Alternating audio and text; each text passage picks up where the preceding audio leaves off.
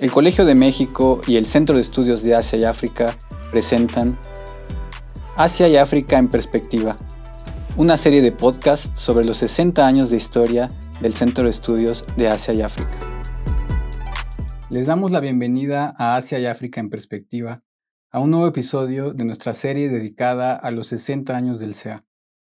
Mi nombre es Roberto García, profesor e investigador de estudios budistas. El día de hoy tendremos una conversación con Benjamín Preciado, profesor investigador del Centro de Estudios de Asia y África del Colegio de México, donde varias décadas se ha desempeñado en el área de estudios sobre el sur de Asia. Benjamín trabaja especialmente sobre temas relacionados con la historia social y cultural de la India, con un foco especial en textos históricos, religiosos y literarios del sur de Asia.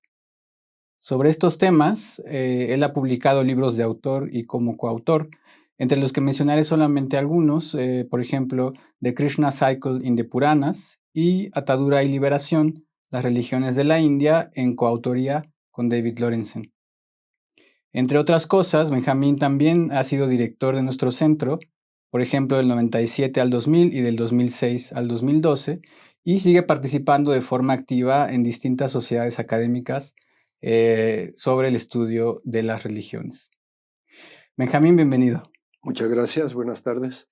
Benjamín, me gustaría comenzar esta conversación preguntándote sobre cómo fue tu llegada al CEA, cuáles son los intereses que te trajeron al CEA y cómo fue que entonces entraste en contacto ya con nuestro centro como estudiante en un primer momento y luego como profesor investigador. Pues sí, cuando me enteré de la existencia del Centro de Estudios Orientales del Colegio de México, del cual no tenía ninguna noticia, allá en Guadalajara, en la Universidad de Guadalajara, yo estaba estudiando la maestría en filosofía, ya estaba terminando. Envió el Colegio de México, el Centro de Estudios Orientales, a el doctor Felipe Pardiñas como explorador buscando candidatos para la maestría en estudios orientales que se estaba abriendo en el Colegio de México. Y ahí tuve una entrevista con él y me enteré del programa de estudios orientales en el Colegio de México y de la enseñanza del sánscrito. Se podía aprender sánscrito. Para ese momento yo ya conocía algo de la filosofía, algo por los textos que pude leer, textos traducidos al español en unas ediciones muy deficientes. Leí las Upanishad, que las tradujeron de la versión de Max Muller, que tenía su versión en inglés, en Sacred Books of the East.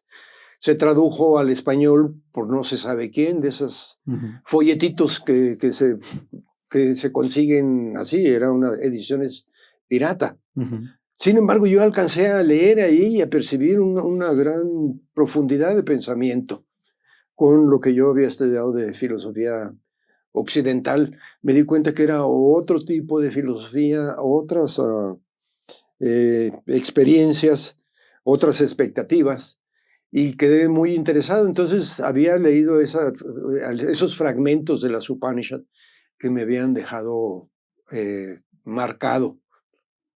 Había leído también de filosofía china, leí el Tao Te Ching, que también me impresionó mucho y me hizo pensar que el taoísmo me atraía más. El doctor Felipe Pardiñas venía del área de China, él hacía estudios sinológicos y me dijo que él no me podía aconsejar que yo decidiera que quería ingresar a estudios de India o estudios de China y que hiciera mi solicitud.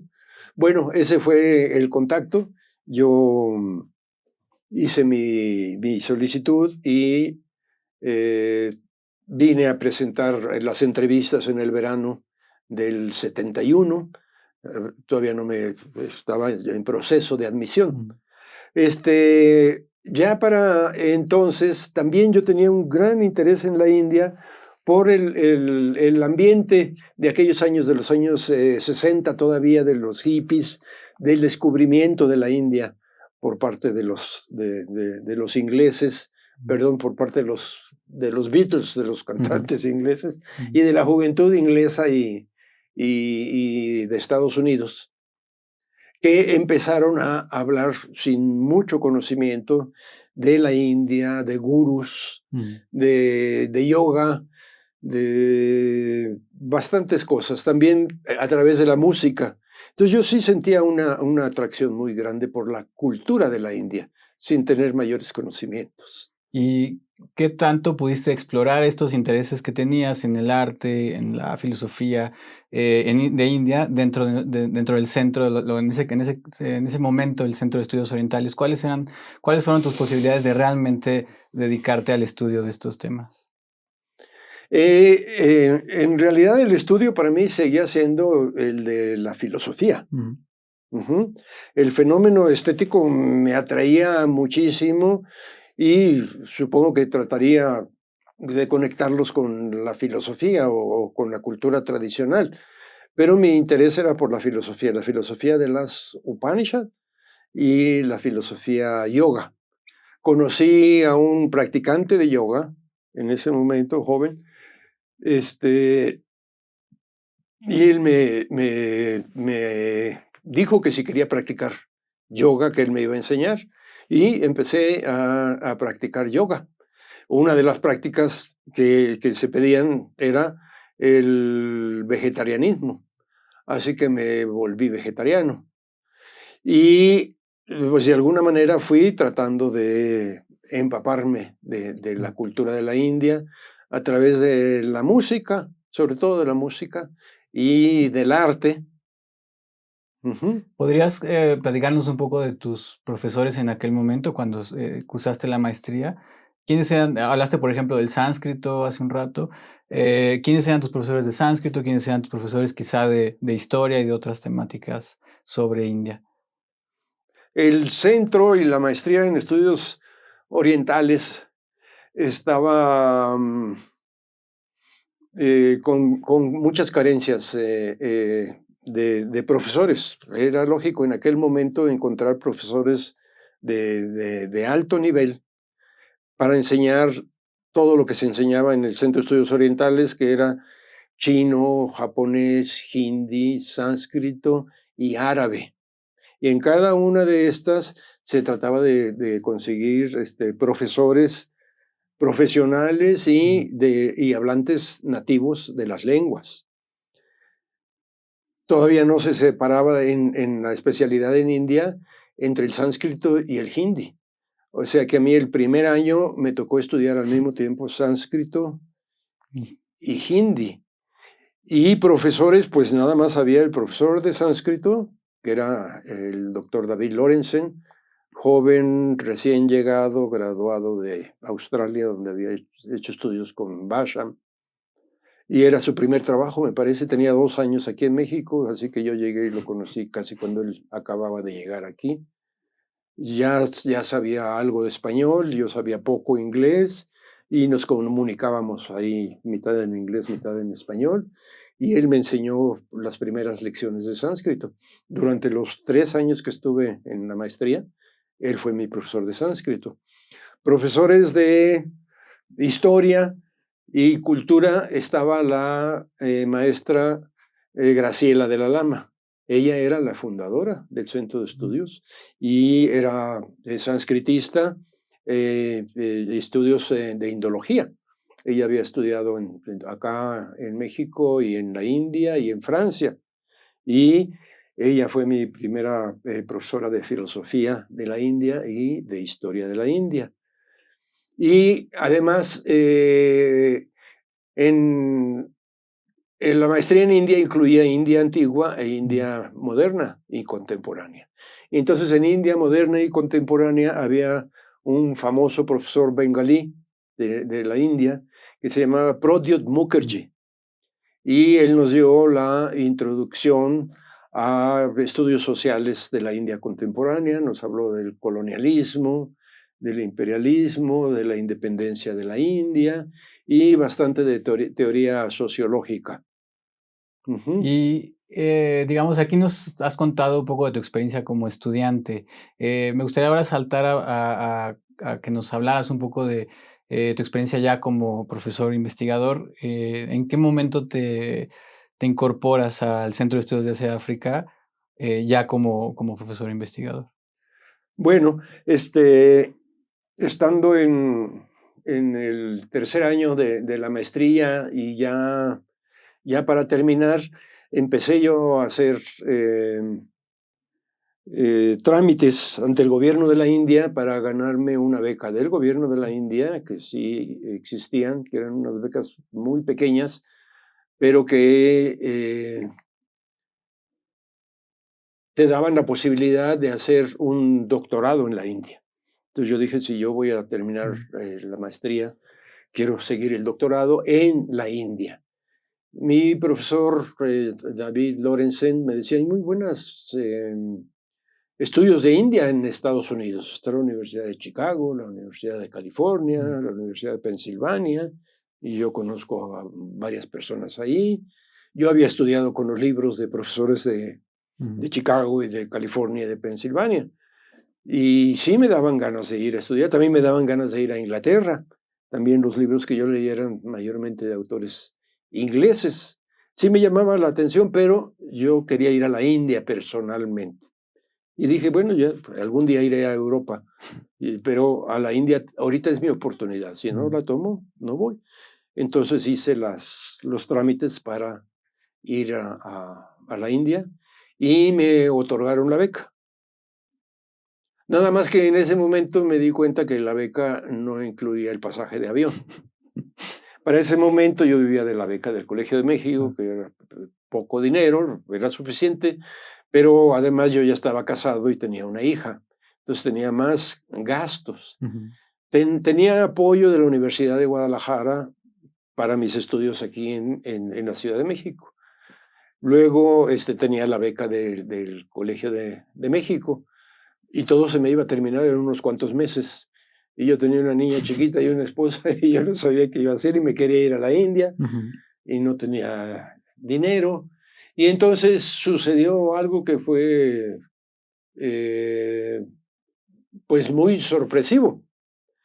El presidente de la República, que era Luis Echeverría, en el año 74, a principios del año 74,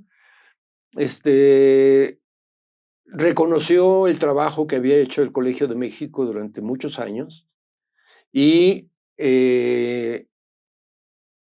atendió a una petición que tenía del Colegio de México de tener una sede. El Colegio de México trabajábamos en un edificio rentado en la colonia Roma, entonces el Colegio de México no tenía una sede. El presidente de la República atendió a esa petición y fue un día al colegio a visitarnos y a darnos la buena noticia que nos iban a hacer un edificio. Dije yo, qué bueno, pero yo ya voy a salir de aquí. Entonces le pregunté a la señora de la Lama, que era mi maestra, y le dije, oiga, yo oí que en el piso de arriba, que estaban los de la maestría en economía o de sociología, hablaron con el presidente y le pidieron algunas cosas y él les concedió. ¿Qué le parece que yo le pida ayuda a él?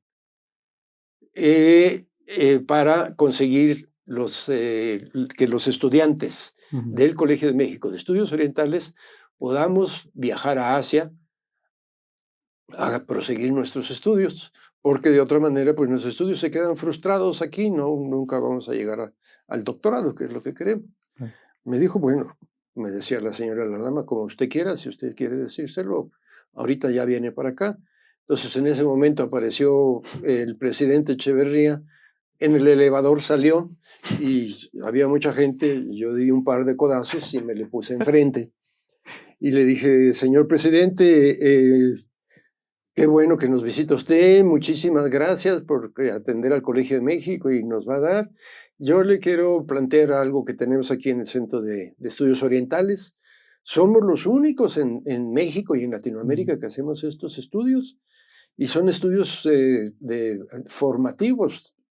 Falta completarlos y necesitamos todos nosotros para tener ya una formación completa, pues viajar a esos países, porque estudiamos China, estudiamos Japón, y nunca conocemos eso, no podemos ser especialistas sin eso. Y le dije, yo ya conseguí un viaje, un apoyo, una beca del gobierno de la India para ir, y me voy a ir, pero fíjese que no nos dan el dinero para viajar. Y la beca que nos dan, pues es muy...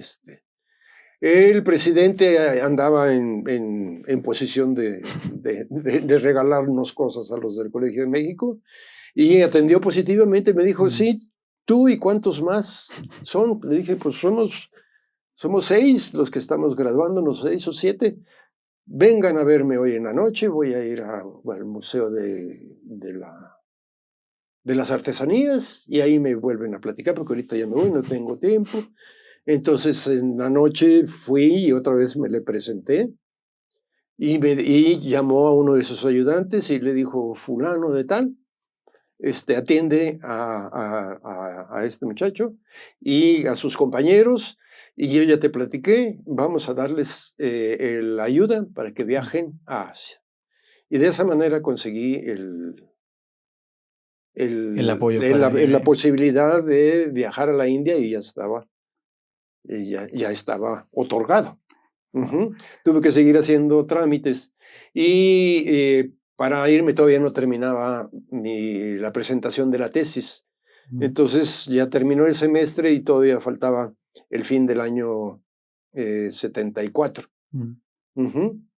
Y yo dije, bueno, pues a partir de enero me voy a poder ir, ya que presente la tesis, y ya que me vaya graduado. Presenté la tesis, y en febrero de ese año fui a pedir mi boleto y me fui a India con mi niña y mi esposa.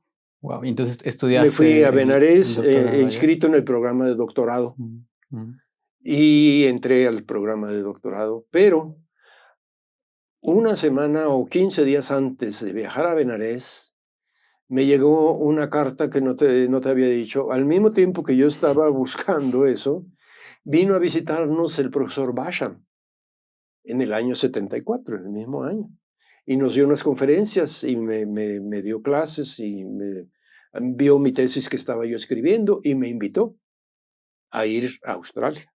Sí, el célebre profesor Arthur Basham, que escribió este libro tan famoso, The Wonder That Was India. Sí, que había sido profesor de mi profesor David Lorenzen, y supongo que le agradé, le caí bien, también con mi medio inglés y su medio español. Platicamos, le gustó lo que yo estaba haciendo, le parecía una gente seria que había estudiado sánscrito, y me invitó al doctorado de Australia. Y yo le dije, pues es que estoy tratando de irme a la India. Me dijo, no, ven a Australia. Le dije, no, yo tengo que ir a la India a conocerlo. Me dice, sí, está bien, vete a la India y luego vienes a Australia. Algo sabía él, yo creo, porque llegué a la India maravillado de conocer aquel país. Para mí era como entrar a la historia. Era el año 75, en febrero de 75. Todavía estaba el colonialismo inglés, británico muy presente. La gente se comportaba como si estuviera todavía el régimen, pero estaba el nacionalismo hindú muy fuerte, y la política fuerte también. Y a mitad de año, a los 3 meses de que yo había llegado, en verano, llegué en febrero, y en junio había un grave problema político por las elecciones. Indira Gandhi estaba de primera ministra, y decidieron los de la oposición tratar de quitarle el puesto, porque había habido una irregularidad en la elección para la Cámara de Diputados. Y era un pleito muy, muy grande con la Suprema Corte de la India, y estaban a punto de defenestrarla. Indira Gandhi declaró la emergencia nacional y sacó al ejército. El ejército ocupó los ferrocarriles, las fábricas del Estado y las universidades. Yo estaba en la Universidad Hindú de Benares, entró el ejército y yo vivía adentro. Y no entró a golpear a nadie, ni fue con fuerza, pero lo cercó y lo cerró. Y ya no hubo clases ni nada. A lo mejor algunos profesores los metieron a la cárcel, los detuvieron. Estudiantes, yo no estaba metido en ninguna política de la India, propia de la India. Yo era un estudiante extranjero. Pero en ese momento se cerró la universidad. Yo apenas estaba orientándome para empezar el doctorado, tenía ya un asesor, y se acabó todo. Y nos quedamos el resto del año sin clases, sin asesor.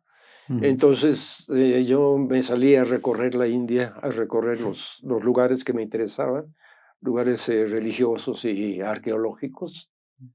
Y ya para noviembre ya estaban regresando a las clases, pero sí me di cuenta de lo que me habían dicho, que yo no iba a poder terminar mi doctorado como lo tenía planeado en la India. No había logrado tener ninguna clase. Tomé cursos de sánscrito particulares que yo pagaba con un profesor en Benares. Diariamente estudiaba yo sánscrito y aprendí bastante más de lo que había aprendido aquí. Y en ese momento decidí tomar la oferta de Australia. Claro. Y me fui al doctorado de Australia. No me fui directamente, regresé a México y ya nos fuimos a Australia. En Australia trabajé con el profesor Basham. También era un doctorado de 3 años. Yo conseguí ampliaciones y lo pude hacer en 4 para concluir mi tesis, que fue igual en el Colegio de México. Conseguí una ampliación para poder terminar la tesis. Yo en realidad terminé la maestría aquí en el verano del 74, pero me fui a la India hasta febrero del 75, con una extensión, ya trabajando en la tesis. Y en Australia estuve trabajando en una tesis. Yo quería hacer una tesis sobre Bhakti, sobre filosofía religiosa, y el profesor Basham me dijo que ¿por qué no la hacía sobre el personaje de Krishna, que era el centro de la Bhakti, pero que no hablara tanto sobre la filosofía de la religión, sino sobre el personaje? Era un libro que él hubiera querido hacer y que decía que no se había hecho todavía. Y Krishna era muy importante y que yo hiciera ese trabajo.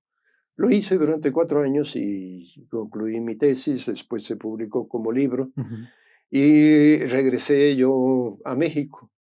Y regresé a pedir trabajo. Entonces vine a pedir trabajo al Colegio de México y afortunadamente todavía estaba aquí la profesora Graciela de la Lama. Ya no era la directora del centro, pero seguía trabajando aquí. Y el maestro Víctor Urquidi también fue muy amable conmigo, apoyó mi ingreso como profesor, dijo que sí, efectivamente, yo era el primer doctorado que había salido del CEA como estudiante. Estaba Lorenzen, pero Lorenzen no había estudiado con nosotros. Entonces que me iban a dar trabajo, porque yo ya venía con el doctorado terminado y abrieron el espacio para que yo fuera profesor de estudios de la India desde el año 80. En el 80 entonces ingresas ya como profesor. En el año 80 me regresé en febrero nuevamente, salí de Australia y después de pasar por Europa y conocer aquí, llegué aquí en el verano del 80. Del 80, entonces ingresas y pues ya quien había sido tu profesor, que es el profesor David Lorenzen, ahora era tu colega y trabajaste con él. Bueno, has trabajado con él de la mano durante varias décadas. Así es, sí. Igual que con quien después se incorporaría, que fue pues tu colega también durante muchos años, ya fallecido desafortunadamente, pero que fue profesor de sánscrito aquí, el profesor Rasik Vihari Joshi. Sí, el profesor Joshi estaba, cuando yo regresé de Australia y llegué como profesor, él estaba como profesor visitante en un convenio con UNESCO que tenía el Colegio de México para publicar obras clásicas del sánscrito traducidas al español. Ese programa lo tenía la UNESCO en todo el mundo y en París lo tenía, no me acuerdo quién tenía la institución, estudios indológicos, se hizo esa serie, serie UNESCO de traducciones. Y el profesor Yoshi era director de ese programa aquí en el Colegio de México y estaba trabajando en traducciones. Trabajó él, también vinieron Fernando Tola y Carmen Dragonetti y se publicaron en esa serie de UNESCO de traducciones del sánscrito, publicó el profesor Yoshi, el profesor Lorenzen y los profesores Tola y Dragonetti. Claro. Después ya se cerró ese programa de traducciones, pero yo empecé a trabajar y también empecé a hacer traducciones junto con Yoshi y con Lorenzen. ¿Y cuál fue el proceso? Porque bueno, yo debo comentarlo, yo estudié en la maestría, tú fuiste mi profesor y también el profesor Yoshi. Pero ahora cuentas que en ese primer momento, cuando tú lo conociste, él era profesor invitado solamente, sí. ¿no? Entonces, ¿cómo fue este proceso para que el profesor Yoshi fuera ya profesor, digamos, de tiempo completo o que estuviera ya, digamos, de planta aquí con nosotros? El profesor terminó ese programa de publicación de las obras y se tuvo que regresar a India. A él le gustaba mucho el Colegio de México y México. Y en India ya estaba él retirado. Y él sentía que si se iba en plena etapa productiva suya a India, como que se iba a parar eso. Él quería estar acá, en Occidente, en México especialmente.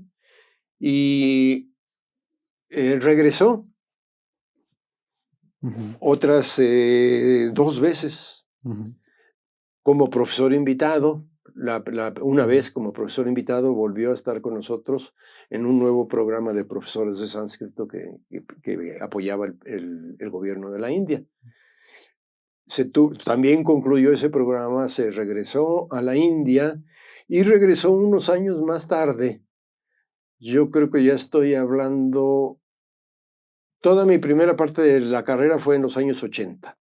La segunda parte en los años 90, cuando había estado Yoshi muy al principio, 91, 92, luego se fue y regresó en el 96, 97 a un tratamiento médico, porque aquí tenía amigos médicos y vino desde India únicamente a atenderse médicamente.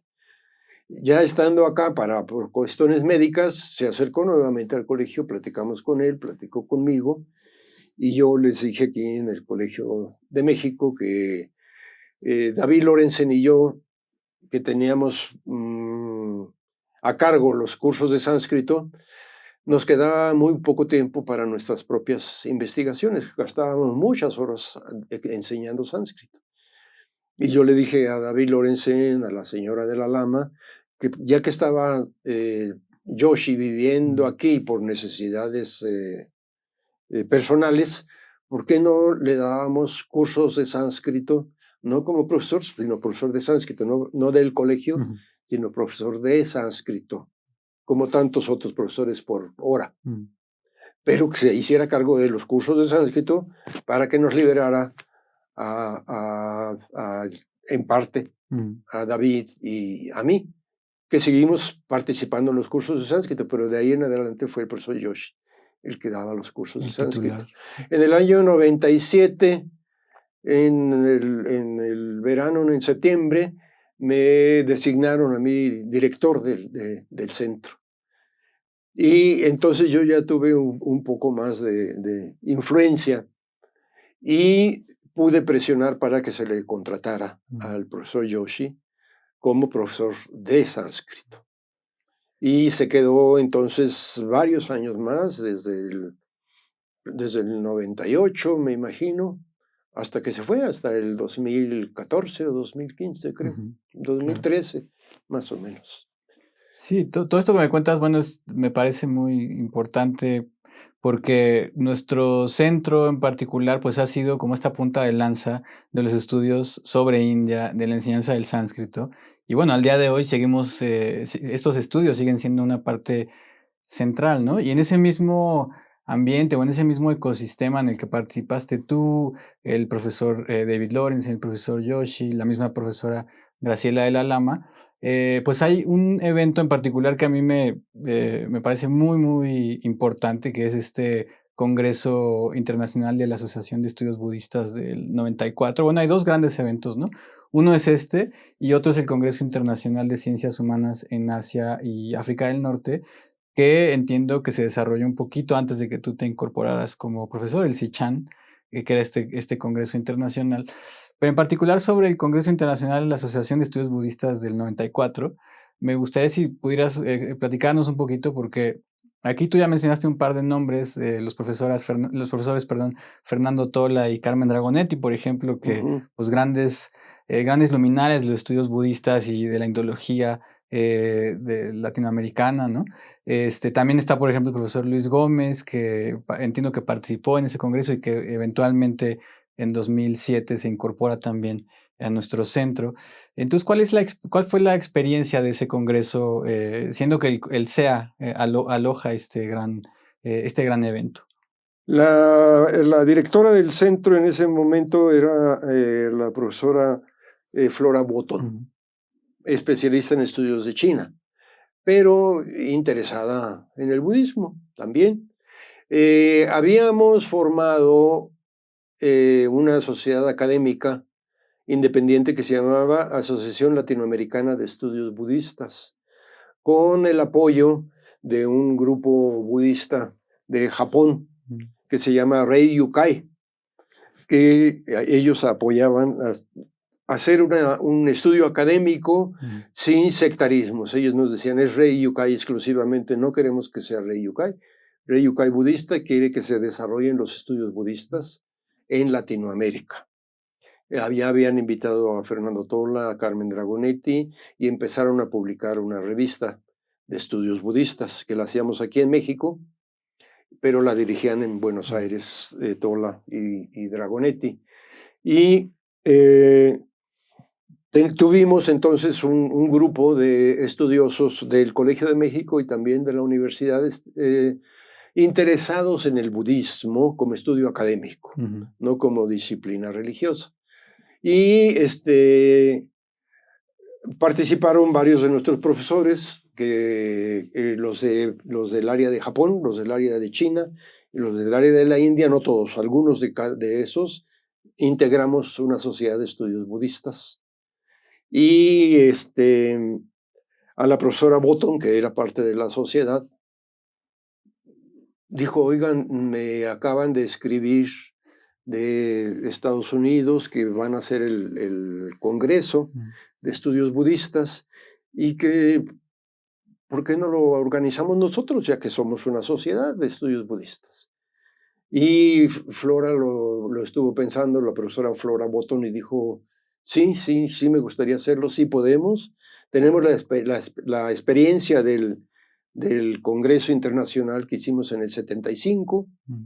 Esto ya era para los años 90, me imagino que era el 93. Es el 94. 94.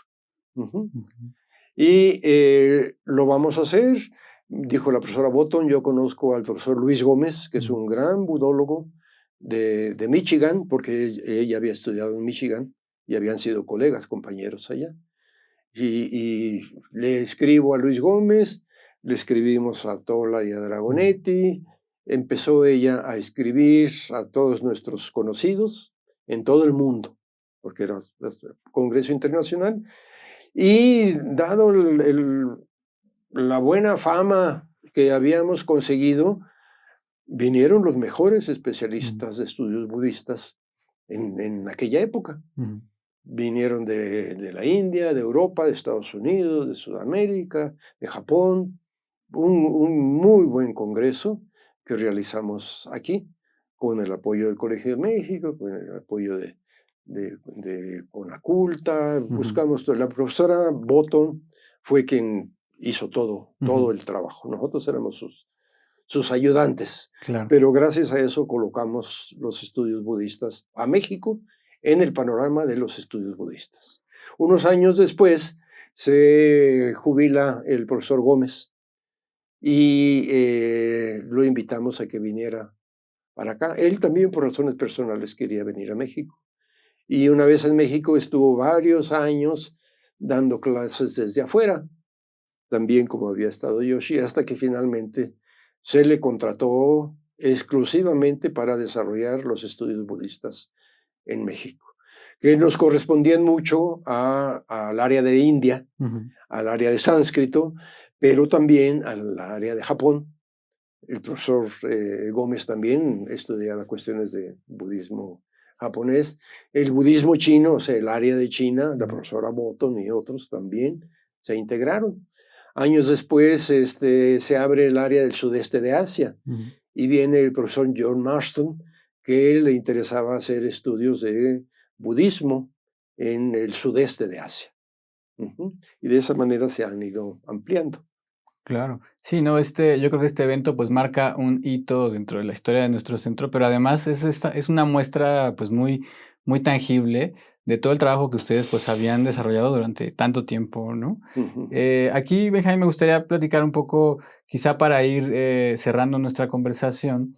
Pues bueno, tú junto con estos otros profesores que hemos mencionado, pues han formado a un montón de generaciones de estudiosos sobre India, no solamente sobre India antigua, que es, digamos, tu especialidad, pero también, pues, aquellos que vienen y estudian cosas de India, colonial o India moderna, y que en nuestro centro, pues, tienen que pasar por las etapas de la historia antigua, de la filosofía, de la literatura, ¿no? Entonces, me gustaría quizá aquí invitarte a hacer algunas reflexiones sobre cuáles crees que son las perspectivas un poco a futuro de los estudios sobre la India en el Centro de Estudios de Asia y África, y bueno, en Latinoamérica, ¿no? Tomando al Centro de Estudios de Asia y África como pues un eje de alguna forma de estos estudios.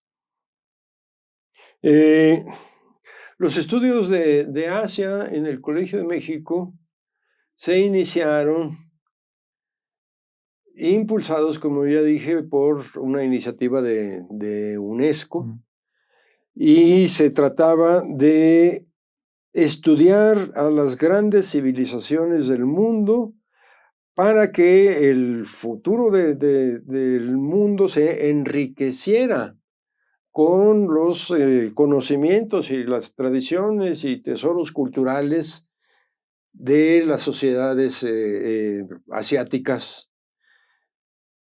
Hasta entonces los estudios orientalistas, como se llamaban, eran orientalistas. Después el nombre nos dijo que era orientalismo, era el estudio de las civilizaciones de Asia desde el punto de vista occidental, europeo colonialista, imperialista y mayormente británico. Entonces, sí, estaba todo el mundo de acuerdo que eran unos estudios demasiado enfocados desde el punto de vista de estas sociedades occidentales modernas, que hablan del progreso, del desarrollo económico. Y en ese momento, pues las sociedades de Asia estaban precisamente tratando de igualar a Occidente en el desarrollo científico y económico de estilo occidental. Se estaban occidentalizando. En las propias sociedades asiáticas surgieron movimientos que decían, sí queremos modernizarnos, sí queremos el progreso del siglo XX, pero no queremos volvernos occidentales, no queremos perder nuestra identidad, no queremos convertirnos al cristianismo, queremos mantener nuestros valores, y eran sociedades profundamente tradicionalistas, sobre todo Japón y la India. Muy arraigadas. Entonces se trataba de que desde México, desde Latinoamérica, con un punto de vista no orientalista ni imperialista, sino un punto de vista de iguales, de civilizaciones que quieren entrar al nuevo concierto de las naciones, civilizaciones antiguas, con una tradición muy fuerte, cómo fundir esos dos mundos. Entonces, desde el principio, nuestro propósito era conocer a China, a Japón, a la India, al mundo árabe. Desde nuestro punto de vista de México, ¿a cuál íbamos a conocer? Al contemporáneo, a ese que está ahí, el milagro económico de Japón, pero luego a preguntarnos cómo se hizo esto, cómo hace Japón esto. Y para entender a los japoneses que construían las grandes industria electrónica de aquella época, la Sony y toda la tecnología que estaba construyendo Japón, sin perder su imagen tradicional, de su cultura tradicional. Entonces, sí queremos conocer a los pueblos modernos, pero primero tenemos que conocer sus culturas antiguas. Entonces teníamos que estudiar las dos cosas. Ahora nos damos cuenta que sí, efectivamente, para estudiar a las sociedades contemporáneas, que es lo que más le interesa al colegio en este momento, debemos tener un entrenamiento en las sociedades tradicionales, y a eso nos hemos dedicado. Pero los estudios son para conocer a estos pueblos. Por eso estudiamos sus tradiciones. ¿Y qué futuro ves tú en el estudio justamente de las tradiciones clásicas? Por ejemplo, tú hablabas hace un rato de tus intereses personales que te llevaron a estudiar la India. En parte eran tu interés en el desarrollo estético, ¿no? Las manifestaciones estéticas, en la filosofía y otros aspectos de la cultura antigua. ¿Qué podemos, digamos, hacer a partir de ahora? ¿O cuáles son las grandes perspectivas que podríamos ver a partir de ahora en el estudio de estos temas con respecto a India, pero también obviamente con respecto a Asia y África en general? Yo creo que el punto de vista yo pienso que debería ser lo que planteamos desde un inicio. Primero, que son sociedades tremendamente importantes en el concierto de las naciones en estos momentos. China, Japón, India y el mundo árabe, pues están en el centro de la actividad geopolítica de estos momentos. Y si nos queremos ubicar en el mundo contemporáneo, debemos tener contactos con estos pueblos, en el que no vamos a tener contactos únicamente con el mundo capitalista o el mundo de las finanzas o el mundo de los avances tecnológicos que hagan en China o que hagan en Japón, sino que sabemos que estos logros los ha conseguido estos pueblos sin desarraigarse de sus culturas, sin renunciar a su identidad y afianzándose en su propia tradición, al mismo tiempo abriéndose a los nuevos fenómenos en este mundo y reinterpretándolos. Es decir, no acepto ni aceptamos, yo pienso que el mundo globalizado va a significar o tiene que significar un mundo uniformizado. No es lo mismo. No es lo mismo el contacto globalizado a través de todo el mundo que uniformar a todo el mundo en una única concepción. Que ese es un punto peligroso que está apareciendo en este siglo. Claro. Y que es un conflicto de civilizaciones, alguien le llamó así. No tiene que ser un conflicto, tiene que ser un descubrimiento. Un descubrimiento tanto de las otras civilizaciones como de la nuestra. Que finalmente nuestra civilización no es únicamente el capitalismo, nuestra civilización es mucho más que los procederes económicos y transacciones económicas. Y nuestro progreso va mucho más allá de hacernos ricos. Es igual entre los países que entre las personas. No cualquier persona que gana mucho dinero se vuelve mejor, ¿no? Y así es. Y no un país porque gane mucho dinero es mejor para su sociedad. Claro. Pues muchísimas gracias, Benjamín. Ha sido un placer haber conversado contigo y que nos hayas compartido todas tus, pues tanto estos recuentos, ¿no? de estos momentos tan importantes para ti como persona y también para nuestro centro, y que también hayas querido compartir con nosotros tus reflexiones que yo considero tan importantes sobre estos temas. Cómo no, muchas gracias. Gracias por escucharnos. Les invitamos a seguir explorando distintos aspectos de la memoria histórica de nuestro centro en futuros episodios en que seguiremos conversando con integrantes del Centro de Estudios de Asia y África. Esto fue una producción de la Coordinación de Educación Digital del Colegio de México.